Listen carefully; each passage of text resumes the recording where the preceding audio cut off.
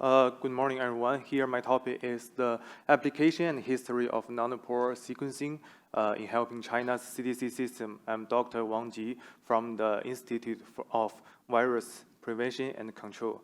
In China, we have more than 3,000 CDCs of each levels, including the nationwide and the provincial, city-level CDCs and the county-level CDCs. In 2021, we conducted a nationwide service that we want to survey the capability of each laboratory in most of the CDCs.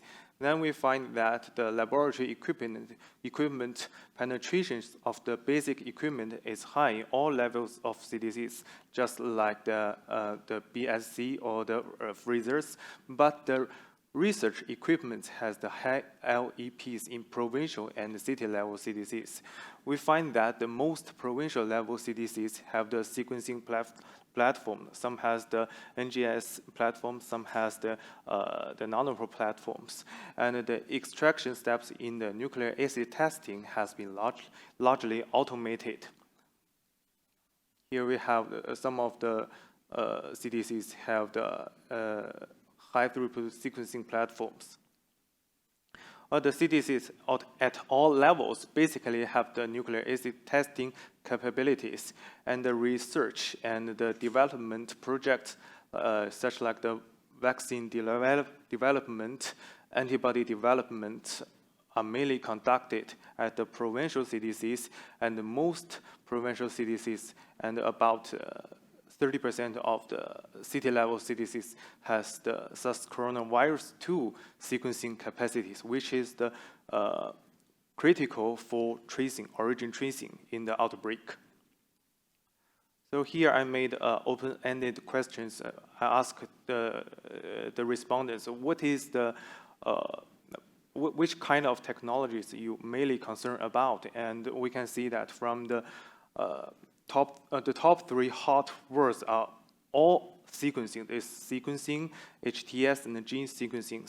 So this is the most popular technology among the Chinese CDC system. And the second open-ended question is that what kind of pathogen are you most concerning about?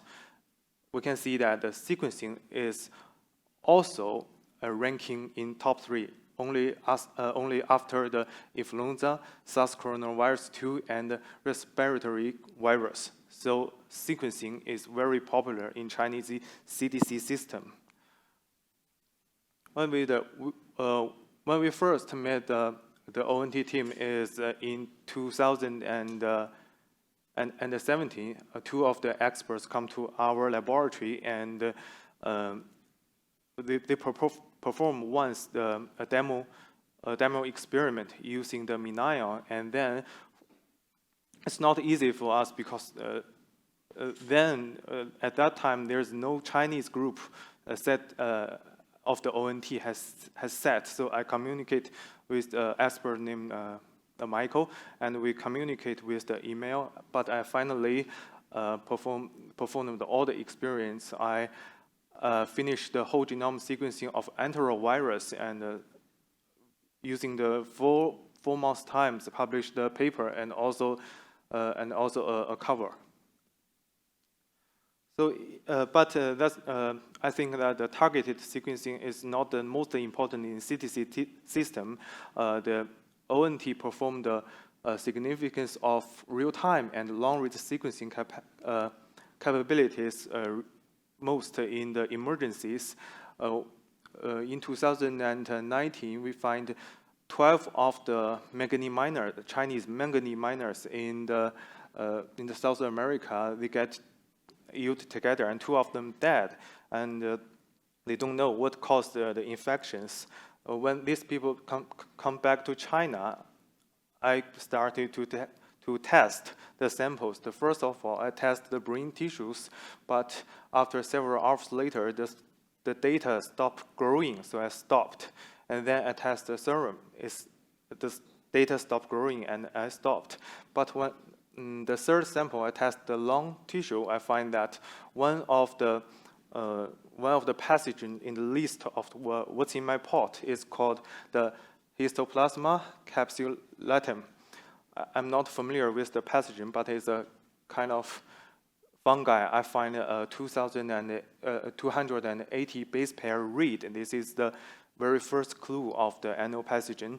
And the next day, I review all the data. I find 1,000 and 2,080 base paired reads, which is a strongly evidence that these people has infected with this kind of fungi.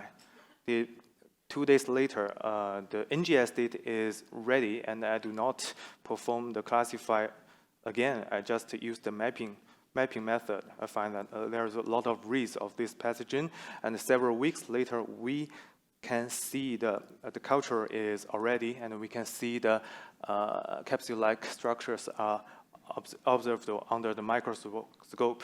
This is a typical story of how the CDCs identify annual infections with the start of MinION.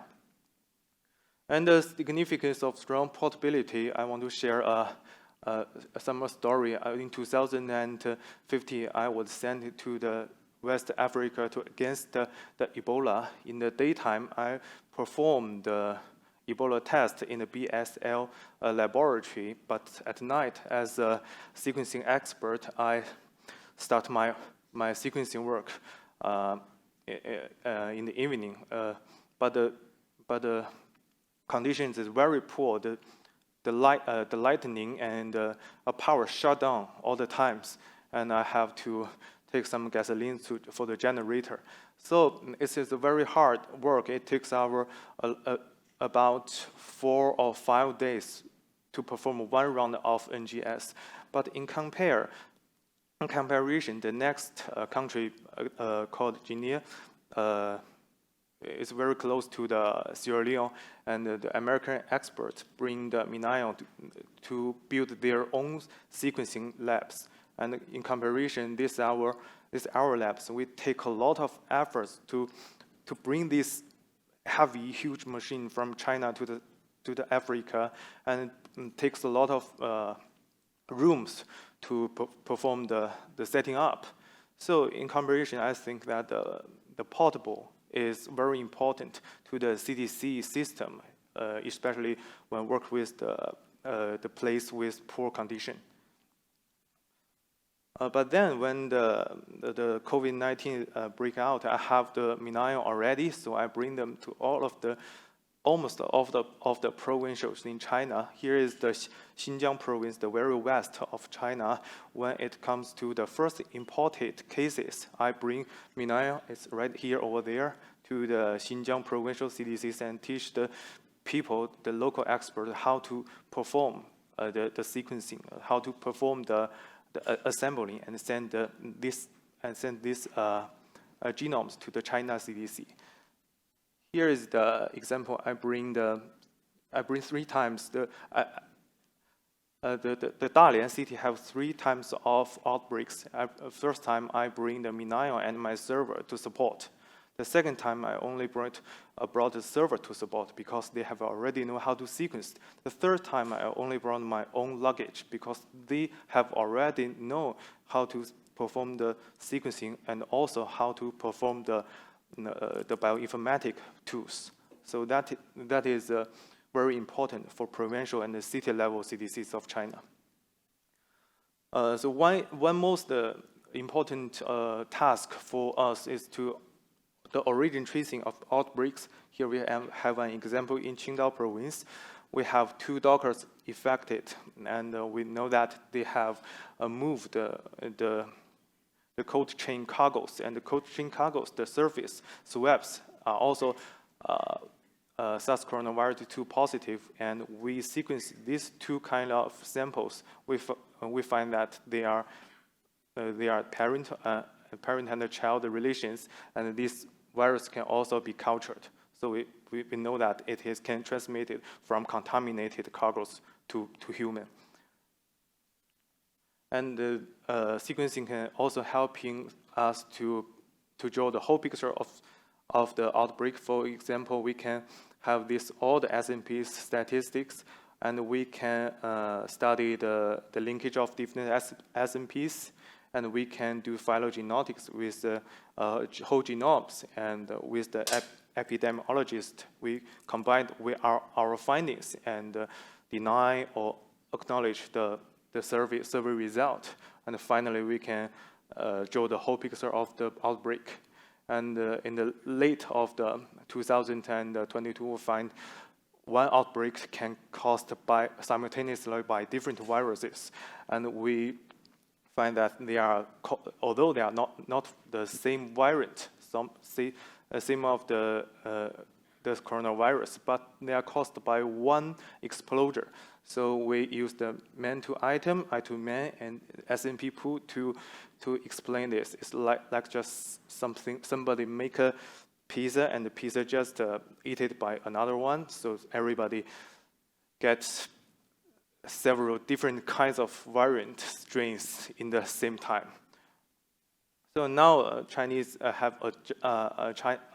had adjusted our policies of the SARS coronavirus. Here, nowadays we are focusing on the monitoring of the variant. Here we have EG.5 is to the most related data, is the most dominated strains in China, and this work is still ongoing. I hope that the ONT can support us a little bit more and good product and support.